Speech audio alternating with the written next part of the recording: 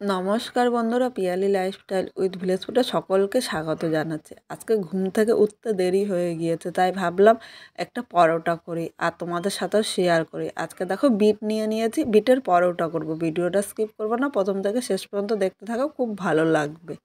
এখানে আমি 3টে বিট নিয়েছি, তোমরা তোমাদের প্রয়োজন মতো নেবে। প্রথমে বিটটা আমি খোসাগুলো ভালো করে ছাড়িয়ে নেবো, 3টে বিটই একইভাবে ছাড়িয়ে নেব।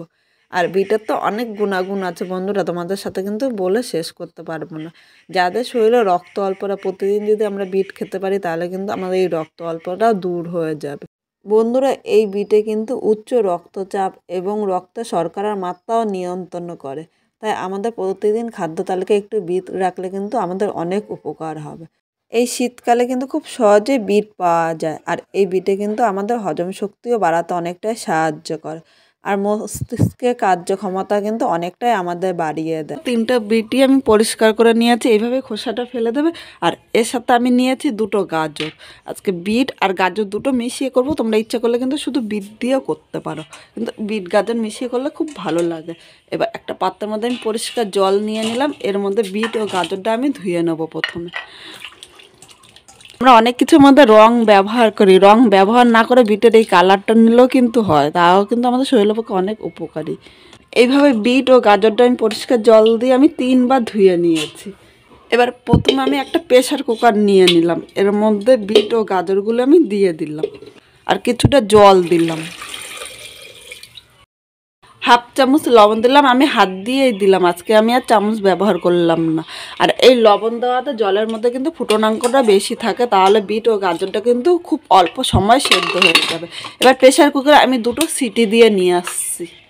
বিট গাজর সেদ্ধ হতো, তো এই জায়গায় দেখো আমি আটা নিয়ে নিলাম। এখানে আমি আটা নিয়েছি, তোমরা ময়দা দিয়েও কিন্তু করতে পারো, বা আটা ময়দা দুটো মিশিয়ে করতে পারো, কিন্তু আমার মনে হয় স্বাস্থ্যের পক্ষের জন্য খুব ভালো এই আটাটা। আটা দিয়ে কিন্তু পরোটা করলে এটাও কিন্তু খুব ভালো লাগে খেতে। এখানে আমি 2 বাটি আটা নিয়েছি, তোমাদের যতটা লাগে ততটাই কিন্তু আটাটা নিয়ে নেবে। এবার স্বাদ অনুযায়ী লবণ দিলাম, এবার ভালো করে মিশিয়ে নিলাম। এবার অল্প অল্প জল দিয়ে আমি আটাটা মেখে নিচ্ছি, একবারে কিন্তু খুব বেশি জল দেবো না, তাহলে কিন্তু আটাটা নরম হয়ে যাবে। দেখো এইভাবে অল্প অল্প জল দিয়ে আমি পুরো আটাটা মেখে নেব। বন্ধুরা, এখানে আটাটা মাখা হয়ে গিয়েছে, আর এর থেকে কিন্তু আমি বেশি নরম করব না। আমরা যেরকম রুটি করি সেই হিসাবে কিন্তু আমি আটাটা মেখে নিয়েছি। এবার আমি আটাটা ঢাকা দিয়ে 10 মিনিট এক সাইডে রেখে দিলাম। এর মধ্যে দেখো প্রেসার কুকারে গাজর ও বিটটা কিন্তু সেদ্ধ হয়ে গিয়েছে। এবার প্রেসার কুকারটা আমি 5 মিনিট ঠান্ডা করে নিচ্ছি। প্রেসার কুকারটা 5 মিনিট ঠান্ডা করে নিয়েছি, আর দেখো এখানে ঢাকনিটা খুলে নিলাম। গাজর ও বিটটা এইভাবে জল ছাড়িয়ে আমি তুলে নিলাম। এবার গাজর ও বিটটা আমি ছোট ছোট করে কেটে নেব, আর তোমরা ইচ্ছা করলে হাত দিয়ে ম্যাশ করে নিতে পারো, কিন্তু হাত দিয়ে ম্যাশ করলে একটু দানা দানা থাকতে পারে। তাই আমি দেখো একটা মিক্সচারের বাটি নিয়েছি, এর মধ্যে গাজর ও বিটটা নিয়ে নিলাম, আর মিক্সচারের মধ্যে পুরো মিক্স করে নিয়ে এসে আমি আবার আসছি। আর একদম কিন্তু মিহি পেস্ট করব। ধরো প্রথমে ছোট মিক্সচারে বাটি নিয়েছিলাম, তখন ওইটার মধ্যে দেখলাম বাটতে একটু অসুবিধা হচ্ছে, তাই আমি এই বড় মিক্সচারে দেখো একদম মিহি করে কিন্তু বেটে নিয়ে এসেছি। আর মিক্সচারে করাতে এতটা মিহি হয়েছে, হাত দিয়ে কিন্তু এতটা মিহি হতো না, কারণ আমার বিটটা অল্প অল্প কাঁচা ছিল, তাই বিটটা ভালো করে সেদ্ধ হয়নি দেখে এভাবে মিহি করে নিয়ে এসেছি। কড়াইটা বসিয়ে দিয়েছি, এবার এর মধ্যে আমি 1.5 চামচ সর্ষের তেল দিলাম। খুব বেশি তেল দেওয়ার প্রয়োজন নেই, তেলটা প্রথমে গরম করে নেব। দেখো 2 মিনিট তেলটা গরম করে নিয়েছি। এবার এর মধ্যে আমি একটু হিং সম্বাদ দিলাম। আমার কাছে হিঙের গন্ধটা ভালো লাগে, তোমাদের কাছে যদি ভালো না লাগে তাহলে স্কিপ করতে পারো। হিংটা আমি তেলের উপরে 1 মিনিট রাখবো, এর বেশি কিন্তু রাখবো না। এবার যে বিটটা আমি বেটে রেখেছিলাম, তেলের উপরে বিটটা আমি দিয়ে দিলাম। বাটির গায়ে বাটা অনেকটা বিট লেগে আছে, তাই এই বিটটা কিন্তু আমি নষ্ট করব না। বাটির মধ্যে অল্প জল দিয়ে ভালো করে ধুয়ে এই বিটটা আমি কড়াইয়ের মধ্যে নিয়ে নিলাম। এবার বিট গাজরটা সব কিছুর সাথে নেড়ে চেড়ে মিশিয়ে নিচ্ছি, আর এই সময় গ্যাসের আগুনটা কিন্তু আমি হাই ফ্লেমে দেবো। জোর আগুনে আমি এইভাবে বিট গাজরটা নেড়ে নেবো, আস্তে দিলে বিটের থেকে কিন্তু জল বেরোবে আর অনেকটা সময় লাগবে। তারপর এই বিটের পুরটা তৈরি করলে তখন কিন্তু খেতেও ভালো লাগবে না। আর জোর আগুনে আমি এই বিটটা নেড়ে চেড়ে নেব। বন্ধুরা, জোর আগুনে আমি বিটটা 3 মিনিট এইভাবেই নেড়ে চেড়ে নিয়েছি। এবার এর মধ্যে দেখো হাফ চামচ লবণ দিলাম, অবশ্য লবণটা স্বাদ অনুযায়ী দেবে। আর হাফ চামচ আমি হলুদ দিয়েছি, আর হাফ চামচের থেকে একটু বেশি ভাজা জিরে ও ধনের গুঁড়ো দিয়েছি। আমার কাছে জিরে ও ধনের গুঁড়ো কিন্তু খুব ভালো লাগে। ঝালের জন্য হাফ চামচ লঙ্কার গুঁড়ো দিয়েছি, আর এর সাথে আমি 4টে লঙ্কা কুচি দিয়েছি। তোমরা ইচ্ছা করলে শুধু লঙ্কা কুচি দিয়ে করতে পারো বা শুধু লঙ্কার গুঁড়ো দিয়ে করতে পারো। আমি দুটো মিশিয়েই দিয়েছি। এবার সব কিছু নেড়েচেড়ে মিশিয়ে নিচ্ছি। এইভাবে আমি পুরটা পুরো রেডি করে নেব। আর এই বিট গাজরের মধ্যে কিন্তু অনেক উপকার আছে বন্ধুরা। আমরা যদি নিয়মিত বিট খেতে পারি তাহলে আমাদের শরীরে যে মারণ রোগ বাসা বাঁধে, মানে ক্যান্সারের ঝুঁকিটা কিন্তু অনেকটাই কমায়। আর হাই প্রেশার যদি থাকে সেটাও কিন্তু আমাদের ঘাটতি পূরণ করে দেয়। শরীরে কোলেস্টেরল হলে তার মাত্রা ঠিক রাখে। আমাদের লিভারের সমস্যা হলে সেটাও কিন্তু সাহায্য করে অনেকটাই। হার্টের সমস্যার থেকেও কিন্তু দূরে রাখে। তাই বিটে কিন্তু অনেক উপকার। তাই আমরা বিট যেইভাবেই খাই না কেন তা কিন্তু আমাদের শরীরের পক্ষে অনেকটাই কাজে লাগে। বন্ধুরা তোমরা বিটটা দেখে বুঝতে পারছো কিন্তু কড়াই থেকে কিন্তু ছেড়ে দিচ্ছে। আর আমি 3 মিনিট এইভাবেই নেড়ে চেড়ে নেবো। দেখো কড়াই থেকে একদম ছেড়ে দেবে আর এটার মধ্যে কিন্তু একটা আঠা আঠা ভাব চলে আসবে। তোমরা কিন্তু বিটটা এইভাবে করে গরম ভাতের সাথে খেতে পারবেন, জাস্ট অসাধারণ লাগে। এটা একটা সাধারণ রান্না কিন্তু খেতে অসাধারণ লাগে বন্ধুরা। আমার তো গরম ভাত দিয়ে বলো পরোটা বলো দুটো দিয়েই কিন্তু খুব ভালো লাগে খেতে। এখানে দেখো পুরটা কিন্তু কড়াই থেকে ছেড়ে দিচ্ছে আর একটা আঠা আঠা ভাব চলে এসেছে। পুরটা একদম রেডি হয়ে গিয়েছে। এবার একটা পাত্রের মধ্যে আমি নিয়ে নিলাম। এবার পুরটা আমি ঠান্ডা করে নেব। এবার আটাটা নিয়ে নিলাম। আটাটা এইভাবে 10 মিনিট রেখেছিলাম। দেখো 10 মিনিট রাখাতে আটাটা কিন্তু অনেকটাই নরম হয়ে গিয়েছে। আবারও আমি হাত দিয়ে একটুখানি মেখে নিলাম। এবার একটা লেচি করে নেব। একটু বড় বড় করে আমি লেচিটা কেটে নেব। বন্ধুরা আমরা যেরকম রুটি করি তার থেকে একটু বড় বড় করে দেখো 7টা লেচি কেটে নিয়েছি। এবার এই আটার গোলাটা এক সাইডে রেখে আমি পুরটা নিয়ে নিলাম। প্রথমে পুরটা আমি 7 ভাগে করে নেব, তাহলে কিন্তু পুরটা আমার কম বেশি হবে না, প্রতিটা পুরই আমার সমানভাবে হয়ে যাবে। দেখো এখানে 7টা পুরই আমি আলাদা করে নিয়েছি।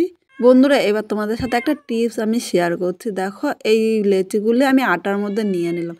পুরো লেচিটা আমি কোট করে নিলাম। এইভাবে কোট করে নেওয়ার পরে আমি যখন আটার ভেতরে দেবো তখন কিন্তু এই পুরটা বাইরে বেরিয়ে যাবে না, আর প্রতিটা পরোটা খুব সুন্দর হবে আর খুব সুন্দরভাবে ফুলবে।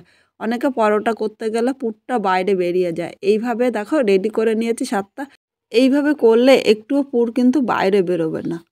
বন্ধুরা এবার আমি আটার গোলাটা নিলাম। দেখো হাতের মধ্যে একটুখানি আমি আটা নিয়ে নিলাম, তাহলে কিন্তু হাতের মধ্যে লেগে যাবে না। এবার আটার গোলাটা একটুখানি আমি গোল করে নিলাম। এবার হাত দিয়ে আমি একটু বলের মতো করে নেব। আর মাঝখানটা কিন্তু মোটা রাখবো, সাইড দিয়ে একটু পাতলা করব। আর মাঝখান দিয়ে একদম পাতলা করলে কিন্তু পুরটা বাইরে বেরিয়ে যাবে। দেখো একটা বলের মতো করে নিয়েছি। এবার এটার মধ্যে একটা পুর দিয়ে দিলাম। পুর দিয়ে মুখটা ভালো করে আটকিয়ে নিতে হবে, নাহলে কিন্তু বেরিয়ে যাবে।